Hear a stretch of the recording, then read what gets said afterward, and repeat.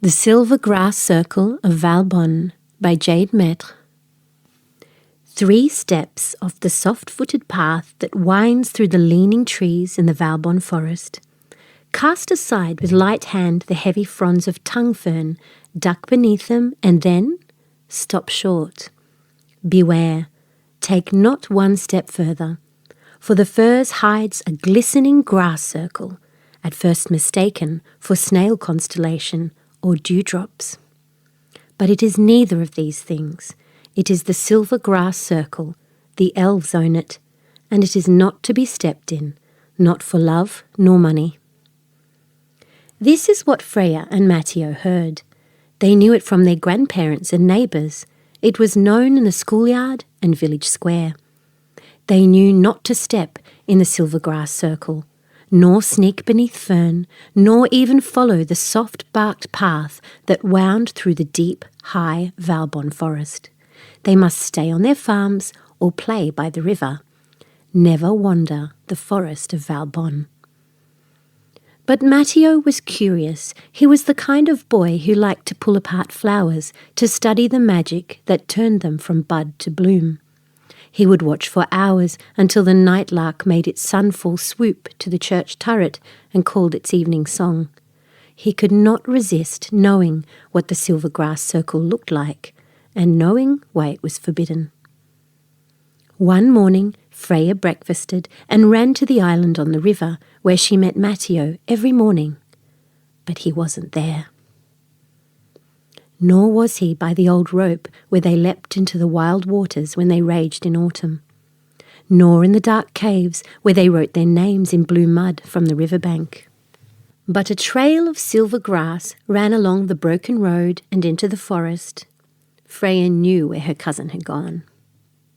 She bravely walked the path which wound through the leaning trees in Valbonne forest, took 3 steps off the soft-footed path, cast aside with light hand the heavy fronds of tongue-fern ducked beneath them, and did not stop short, did not beware. She saw amidst thyme and heather the glistening circle, not mistaken for snail constellation nor dewdrops. It was the silver grass circle. She stepped inside it. Time slipped like bare toes on a rotting leaf. A strange music strained at the edges of Freya's ears, seemed to tickle the skin on her neck.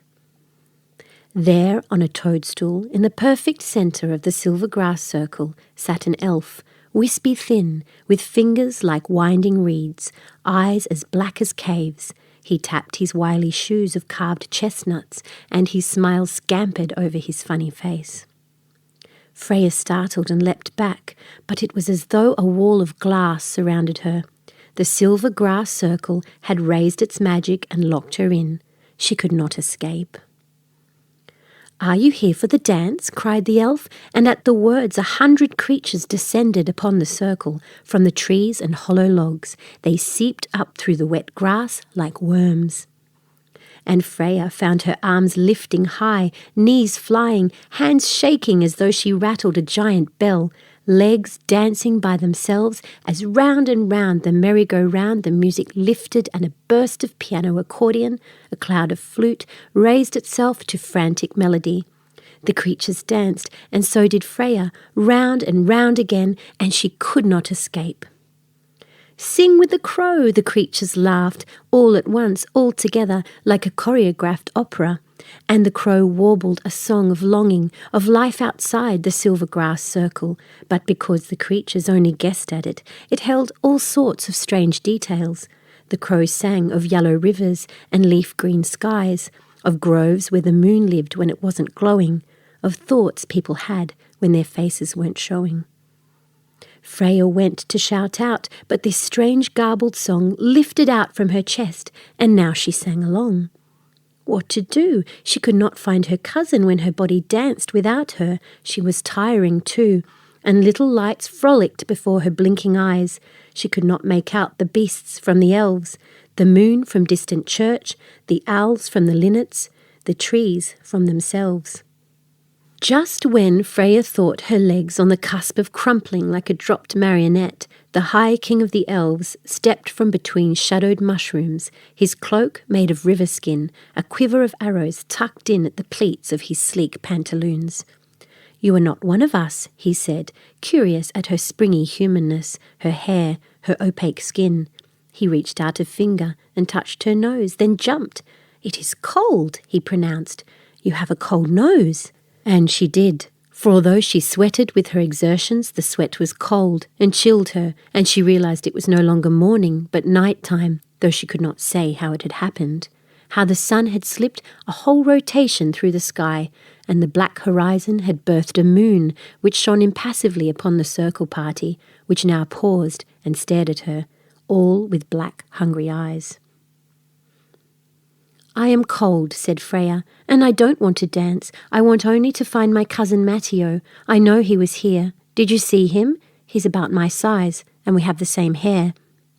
But the king of the elves, who was known as Aubrey, was accustomed to bargains more than favours. "What will you give me if I know," he said to Freya, "if I know where he is and what you must do to reclaim him? What is it of value that you can give me?" Freya looked all around her, but she had danced her dress to rags. Her shoes had flown off her feet. She was covered only in threads and webbing. She thought, and then she whispered something in the elf king's ear. He nodded. They shook hands. The bargain was made. She leaned down and whispered again. What spilled from her lips?